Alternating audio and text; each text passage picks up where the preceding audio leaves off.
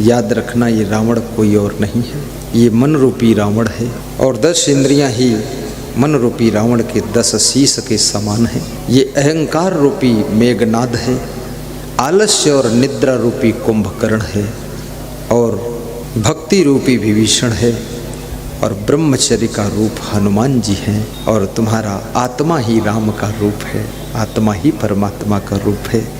और लक्ष्मण, याद रखना जो तुम्हारे मन में सुंदर लक्ष्य है वही लक्ष्मण है। और सीता रूपी शांति है, तुम्हारी सीता रूपी शांति को ये मन रूपी रावण 10 इंद्रियों के सहयोग से हरण कर लेता है, और तुम्हारी सीता रूपी शांति को कहाँ रखता है जाकर ये रावण? अशोक वाटिका में रखता है। अर्थात शांति रूपी सीता का निवास अशोक वाटिका में होता है। जिसका हृदय अशोक है वहाँ शांति रूपी सीता बैठती है। जिसके हृदय में शोक है, दुख है, चिंता है, टेंशन है, वहाँ शांति रूपी सीता नहीं बैठती है। शांति रूपी सीता अशोक वाटिका में विराजमान होती है। जिसके हृदय में कोई शोक नहीं रहता है, दुख नहीं रहता है, वहाँ शांति रूपी सीता विराजित होती है। आपका हृदय शोक मुक्त हो, दुख मुक्त हो, तो शांति रूपी सीता वहाँ विराजित हो जाएगी। और शांति रूपी सीता की खोज करने के लिए भक्ति रूपी विभीषण के सहयोग की आवश्यकता पड़ती है, और अंगद जैसे साहस की आवश्यकता पड़ती है, और हनुमान जी के ब्रह्मचर्य की आवश्यकता पड़ती है। ब्रह्मचर्य की शक्ति को लेकर हम सीता जी की खोज कर सकते हैं। जिनके पास में जरा भी साधना नहीं है वे सीता को नहीं खोज सकते, शांति को नहीं खोज सकते। शांति की खोज संयम साधना का स्वरूप, ब्रह्मचर्य का रूप हनुमान जी हैं, और हनुमान जी ही सीता जी की खोज करते हैं कि सीता कहाँ रहती है। अशोक वाटिका में उनको ढूंढ लेते हैं। आपका मन भी संयम नियम से परिपूर्ण होना चाहिए, और ब्रह्मचर्य का व्रत, आप गृहस्थ आश्रम में हैं, कम से कम साप्ताहिक व्रत का पालन करें, कम से कम एक पत्नी व्रत, एक पति व्रत का पालन करें। और ये व्रत गृहस्थ आश्रम का ब्रह्मचर्य व्रत माना जाता है, और इस व्रत को पालन करने वालों में तेज भी होता है, तप भी होता है, शक्ति भी होती है। और जो लोगों का मन बहुत चंचल है, सभी जगह वे आकर्षित होते रहते हैं। जिनके मन का कोई ठिकाना ही नहीं है, मेरा मन डोले मेरा तन डोले, मेरे दिल का गया करार रे, मैं तो कुआं में गिर गया रे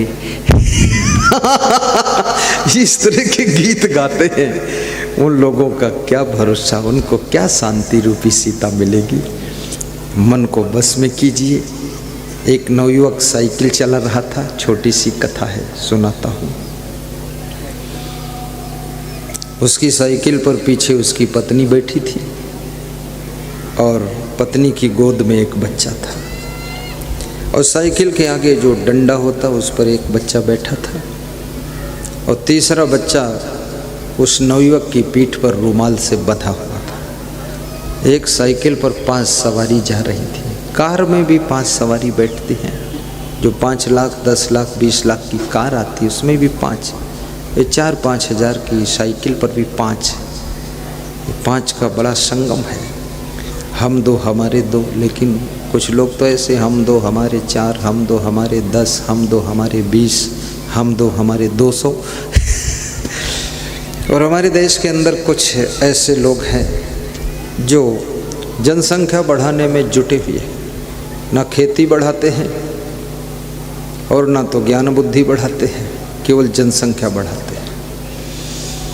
और इतनी जनसंख्या बढ़ा दी है कि घर में सोने की जगह नहीं है, घर में बिछौना नहीं है, खाट भी नहीं है, और घर में रजाइयाँ भी कम है।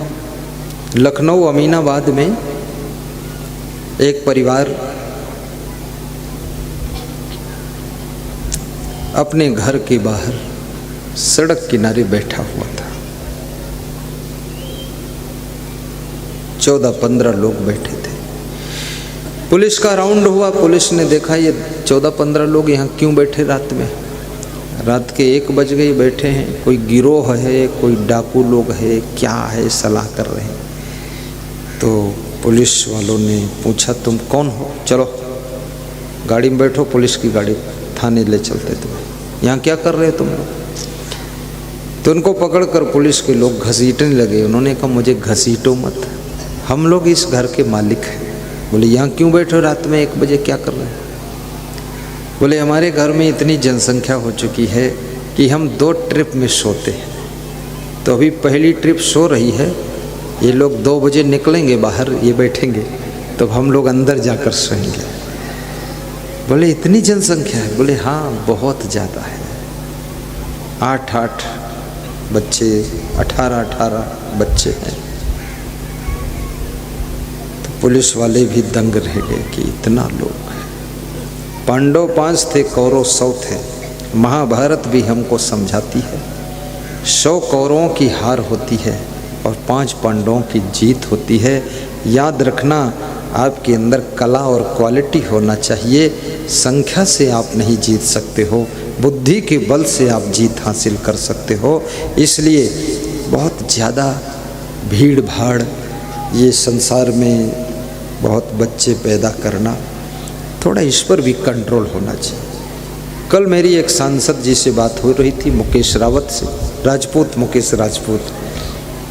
तो मैंने उनसे कहा कि जनसंख्या नियंत्रण पर आप लोग को सोच रहे हैं कि नहीं। बोले बिल्कुल मैं सोच रहा हूँ। शिवरी की भक्ति को देखकर भगवान श्री राम उसके प्रेम में भूल गए थे और बेर फल भी भगवान ने खाया। लक्ष्मण ने बेर फल फेंक दिया था। वही बेर कहते हैं द्रोणागिर पर्वत पर जाकर संजीवनी बना था। किसी के शुद्ध प्रेम को ठुकराना नहीं चाहिए। शुद्ध प्रेम हो, वासना भरा प्रेम ना हो, उपासना से भरा प्रेम हो। जिस प्रेम में वासना है वो प्रेम खतरे से खाली नहीं है, और जिस प्रेम में उपासना झलक रही है वो प्रेम सुख शांति देने वाला होता है। इसलिए कहते हैं प्रेम करना आसान है लेकिन प्रेम को निभाना कठिन है। क्योंकि जिस समय तुम प्रेम की शुरुआत करते हो उस समय तुम्हारे मन की स्थिति कुछ अलग होती है और धीरे धीरे मन की स्थिति बदलती चली जाती है। जिस समय आप शादी करते हो याद रखना उस समय तुम्हारे पति पत्नी के बीच में जो प्रेम होता है ना बहुत अद्भुत होता है। उस समय तुम्हारी पत्नी तुमको कहती है कि मेरे प्राणनाथ हो तुम, और तुम भी उसको देखकर कहते हो तुम चंद्रमुखी हो। लेकिन थोड़े दिनों के बाद प्रेम बदलता है, तुमको भी थोड़ा गुस्सा आता है, तुम अपनी वाइफ को कभी कभी डांटते हो, तुम्हारी वाइफ दुखी हो जाती है और कहती है अब केवल मेरे नाथ हो, अब प्राणनाथ नहीं हो, थोड़ा तकलीफ दे रहे हो। वाइफ भी कभी कभी उलझ जाती है, गुस्सा हो जाती है, किसी रोज भोजन नहीं बनाती है, नाराज होकर बताती है सिर दर्द हो रहा है। तो तुम भी उसको देखकर कहते हो कि पहले तो तुम चंद्रमुखी थी लेकिन अब सूरजमुखी हो गई, सूरज में थोड़ा गर्मी आने लगी। 2-3 बच्चों का जन्म हो गया, बच्चों को संभालने में थोड़ा और कठिनाई आने लगी, खर्चे बढ़ गए, समस्याओं ने घेर लिया, पति पत्नी थोड़ा बैठने का टाइम भी नहीं मिलता है। बैठने का छोड़ो, कितने लोग तो पति पत्नी 2-2 साल बाद मिलते हैं। अभी एक सज्जन मुझे मिले, बोल रहे थे कि 2 साल हो गए दुबई में हूँ। मैंने कहा तो तुम्हारी भार्या कहाँ है? तो बोले वो तो बिहार में है। तुमने कहा इतने दिन तुम अलग रहते हो पत्नी से? बोले वहाँ रहूँ तो भूखा मैं भी मर जाऊँ, भूखे वो भी मर जाएगी। यहाँ कमाने आया हूँ, यहाँ से पैसा भेजता रहता हूँ, रोटी धोती चलती रहती है। दुख है, बहुत कठिन जीवन है। तो फिर उसने बताया कि 2 साल बाद जाता हूँ, फिर भी आपस में प्रेम नहीं रहता है। थोड़ा सा वाइफ का मन भी गुस्सा वाला हो गया है और मेरे मन में भी थोड़ा क्रोध ज़्यादा आता है। और क्रोध एक ऐसी चीज़ है जो प्रेम का विनाश करता है। ज़्यादा क्रोध आपका बढ़ेगा, गुस्सा ज़्यादा बढ़ेगी तो पिता पुत्र के बीच का भी प्रेम टूट सकता है। माँ बेटे और माँ बेटी के बीच का भी प्रेम खंडित हो सकता है। सासू बहू के बीच का प्रेम भी खंडित हो सकता है। ये क्रोध प्रेम का काल है। इसलिए याद रखना, थोड़ी सहनशीलता रखा करो। कुछ मन को उल्टा भी लगे, थोड़ा गम खा लिया करो, सह लिया करो। और याद रखना, सहनशीलता को शास्त्रों में तप कहा गया है। और ये तपस्या जिस महिला में होती है वो महिला अपने घर की महिमा को बढ़ा देती है। ये सहनशीलता की तपस्या जिस पुरुष में होती है उसका घर जल्दी बिखरता नहीं। राजनीतिक क्षेत्र में काम कीजिए, वहाँ भी सहनशीलता रखिए, गम खाइए। साधु बन जाइए, इसमें तो बहुत ज़्यादा सहनशीलता रखिए। कभी कभी 2 पक्ष होते हैं, दोनों पक्ष सिद्ध करते हैं कि मेरी बात ठीक है, दूसरा पक्ष कहता मेरी ठीक है। इस सिद्ध करने में वाद विवाद हो जाता है। अपने अपने ढंग से तुम अपनी अपनी बात को सिद्ध कर रहे हो कि ठीक है, लेकिन याद रखना कोई अपनी बात को गलत मानना ही नहीं चाहता है। तुम ही छोटे बन जाओ, नानक नन्हे होए रहो जैसे नन्ही दूब, सबही घास जर जात है दूब खूब की खूब। पारिवारिक जीवन में सहनशीलता का बड़ा महत्वपूर्ण स्थान है। कबीर साहब के पास में एक नवयुवक आता है और कहता है कभी कभी मेरे मन में होता साधु बन जाऊं। एक गृहस्थी का झंझट देख करके मन घबराता है, इच्छा होती महात्मा बन जाऊं, चला जाऊं, छुट्टी मिल जाए, सब पत्नी पतना सब खत्म। तो कबीर साहब हंसने लगे, बोले ऐसा सोच रहे भागने को तुम? बोला फिर जब साधुओं की तपस्या देखता हूँ तो मन होता है इसमें तो और ज़्यादा कठिनाई है, इसमें ना तो इधर उधर खा सकते हैं, बड़ा कंट्रोल करना पड़ता है, जबान को रोकना पड़ेगा। तो फिर मन होता है साधु नहीं बनूंगा, गृहस्थी कर लो। तो अभी तक तय नहीं कर पाया, 5 साल से डिस्कस चल रहा है कि साधु बनूं कि गृहस्थ बनूं, क्या बनूं। तो कबीर साहब ने कहा कि आइए मेरे साथ। कबीर साहब उसको एक सदगृहस्थ भक्त के यहाँ लेकर गए और वहाँ पर ठहरे। उस भक्त ने अपनी धर्मपत्नी को बुलाया कि संत कबीर आए हैं, आइए इनका स्वागत करते हैं।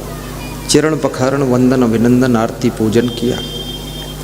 कबीर साहब से आदेश लेकर के भोजन तैयार किया गया। कबीर साहब भी भोजन खाने बैठ गए, घर मालिक भी बैठ गया, वो नवयुवक साथ में था वो भी बैठ गया। आज उस गृहस्थ की पत्नी बहुत खुश थी क्योंकि कबीर जैसे संत को भोजन खिलाने का मौका मिला।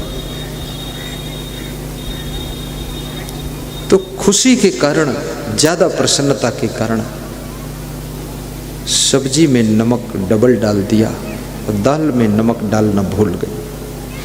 कभी कभी तादाद से ज़्यादा तुम जब प्रसन्न होते हो तब भी गलती हो जाती है, चूक जाते हो, भूल हो जाती है।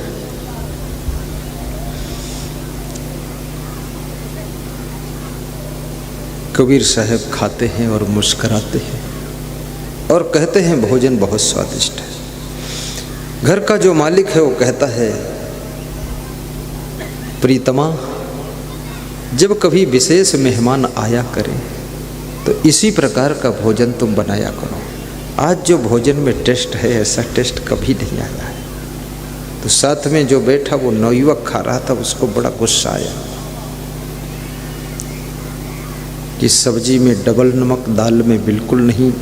कबीर भी प्रशंसा कर रहे हैं और घर मालिक तो कह रहा आज सबसे अच्छा भोजन बना है, कम से कम बताना तो चाहिए, शाम को फिर ऐसे ही खाने को मिलेगा। तो नवयुवक बोला कि आप सच क्यों नहीं बोलते हो कबीर साहब। कबीर साहब ने कहा कि सवाल सच और झूठ का नहीं है, सवाल प्रेम की पवित्रता का है। नमक का मैं प्रेमी नहीं हूँ, मैं तो इस भक्त का प्रेमी हूँ। अगर इससे भूल हो गई है तो मैं उसको एडजस्ट कर लेता हूँ। थोड़ी देर के बाद शाम के 4 बजने लगे। उस गृहस्थ भक्त ने अपनी पत्नी से कहा, दीपक जलाइए, मुझे धर्म ग्रंथ का पाठ करना है। दिन का उजाला है, सूरज निकला है और दीपक जलाया जा रहा है। उसकी पत्नी मना नहीं करती, वो दीपक जलाती है। कहा थोड़ा इसकी बत्ती बढ़ा दीजिए, उजाला कम है। बत्ती बढ़ा दिया तो नवयुवक भड़क गया, बोला कि पागल के घर आए हो क्या, दिन में दीपक जलवा रहा, बत्ती बढ़वा रहा है, उसकी पत्नी भी मना नहीं कर रही है। उठकर खड़ा हो गया, बोला मेरे गुस्सा रही, यहाँ से निकलो जल्दी। कबीर साहब ने कहा तुम ठंडे रहो, शांत रहो, खाली दिखाने लाया हूँ, गुस्सा मत करो। वहाँ से कबीर साहब विदा हुए और एक पहाड़ के ऊपर महात्मा रहते थे, उन महात्मा के पास जा कर के देखा और महात्मा से थोड़ा सत्संग किया। और सत्संग करके कबीर ने महात्मा से पूछा, महात्मा जी आपकी उम्र क्या है। तो महात्मा ने बताया कि उम्र 80 वर्ष है। 5 मिनट के बाद फिर कबीर साहब ने पूछा कि आपकी उम्र क्या है। महात्मा जी भूल गया, फिर से बता दो। बोले 80 साल है। आधा घंटे बाद जब वहाँ से विदा हुई और विदा होकर के आधा किलोमीटर चले गए और आधा किलोमीटर जाने के बाद उस नवयुवक से कबीर ने कहा कि एक चीज़ भूल गई, थोड़ा महात्मा के पास फिर चलना पड़ेगा। बोले चलो। लौट के आए तो महात्मा से पूछा कि महात्मा जी उम्र भूल गई आपकी कितनी है, फिर से बता दो क्या उम्र है। तो महात्मा ने कहा 80 है, 80 से ज़्यादा नहीं। नवयुवक ने कबीर को झकझोर कर कहा, अब भूल जाना तो हमसे पूछ लेना, दोबारा लौट के मत आना।